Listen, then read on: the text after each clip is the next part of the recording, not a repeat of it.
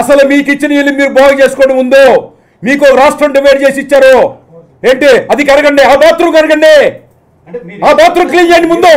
ముందు please clean that your bathroom, your bedroom. కింద ఉన్న రాష్ట్రాలు పై ఉన్న రాష్ట్రానికి ఎప్పుడు తల ఒకే ఉండాలి, తల ఎత్తి తిరగడానికి. ఇదేమన్నా కోట శ్రీనివాసరావు వెళ్ళాలనుకుంటున్నావా, ముఖేష్ ఋషి వెళ్ళాలనుకుంటున్నావా? ఇక్కడ it is a state, it is a nation.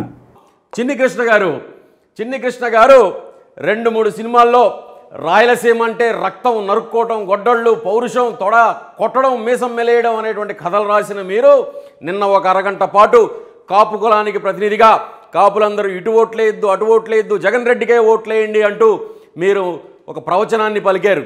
అయ్యా చిన్ని కృష్ణ గారు, మీరు నిజంగా కాపు జన శ్రేయస్సును కోరే వాళ్ళైతే 2014లో ఆగస్టు నెలలో అధికారంలోకి రాగానే కేసీఆర్ తూర్పు కాపులు, మీకు తెలుసా తూర్పు కాపులు అంటే ఎవరో? ఉత్తరాంధ్రలో ఉండేటువంటి మన సోదరులు తూర్పు కాపుల్ని తెలంగాణలో బీసీ కులాల లిస్టులోంచి ఇంకో 25 కులాలతోటి కలిపి బీసీ కులాల లిస్టులోంచి తొలగించాడు తూర్పు కాపుల్ని.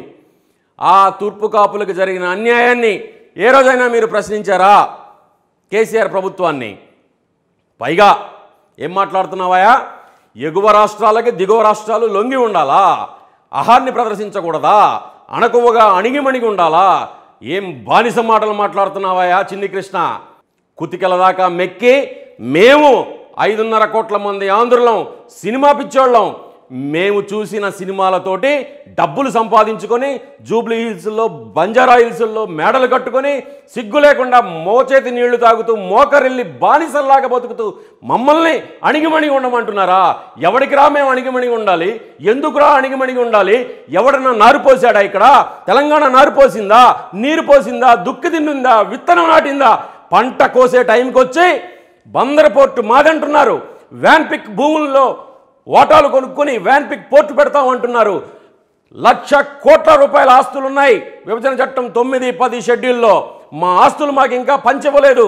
మాకు ప్రత్యేక హోదా రాకుండా రాజ్యసభలోను పార్లమెంటులోను అడ్డం పడుతూ లోక్సభలోను తెలంగాణ ఎంపీలు గొడవ చేస్తుంటే మీకు రాజధాని అవసరమా, ఇన్ని వేల ఎకరాల రాజధాని అవసరమా, ఇంతది సరిపోదా అని మాట్లాడుతుంటే ఎక్కడ పెట్టుకున్నారా మీ మేధస్సుని, మీ తలకాయల్ని, మీ పౌరుషాన్ని? పైగా ఎంత ఖండకావరంతో మాట్లాడుతున్నావు చిన్ని కృష్ణ నువ్వు?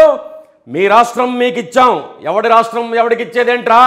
ఈ ఆంధ్రప్రదేశ్ 1953 నుండి ఆంధ్ర రాష్ట్రంగా వెలుగొందుతుంది ఈ నెల. నువ్వెవర్రా మాకు రాష్ట్రాన్ని విడదీసివ్వడానికి? ఈ రాష్ట్రం ఇలానే ఉంది, ఇందులోంచి విడిపోయి ప్రత్యేకంగా ఏర్పడింది తెలంగాణ రాష్ట్రం. ఎంత కొవ్వెక్కి మాట్లాడుతున్నావు?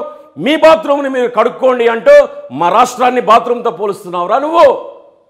ఎంత ఖండకావరం రా నీకు?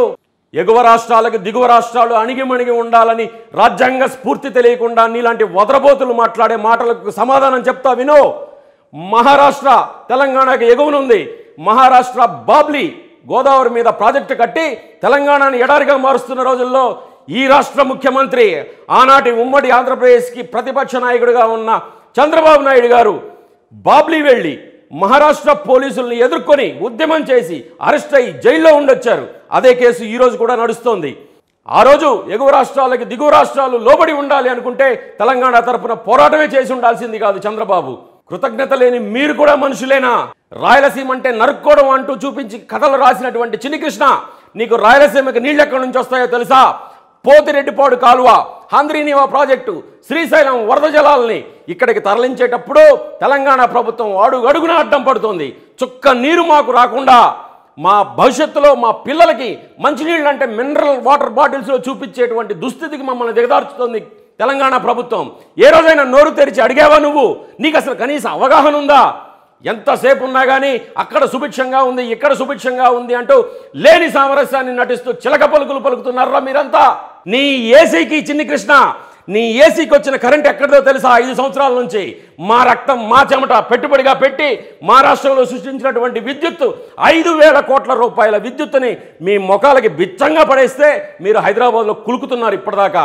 మా 5,000 కోట్లు మాకు కట్టండిరా, మేము లోటులో ఉన్నాం, మేము పసికోన లాంటి రాష్ట్రం పైకి రావడానికి కష్టపడుతున్నాం అని అడిగితే 3,000 కోట్ల రూపాయలు మేమే కట్టాలని ఎదురు తాకీదులు పంపించి ఎదురుదాడి చేస్తున్నటువంటి తెలంగాణ ప్రభుత్వానికి, కేసీఆర్కి బాంచం కాల్మక్తా అని బానిసల్లాగా మారిపోయినటువంటి మీరు ఆంధ్రప్రదేశ్ కడుపున చెడబుట్టిన కుక్కమూతి పిందెలు, సిగ్గుపడండి, సిగ్గు తెచ్చుకొని ఇప్పటికైనా ఆంధ్రప్రదేశ్ ముందు మోకరిల్లి ఆంధ్రప్రదేశ్ నేలకి సలాం చేయండి.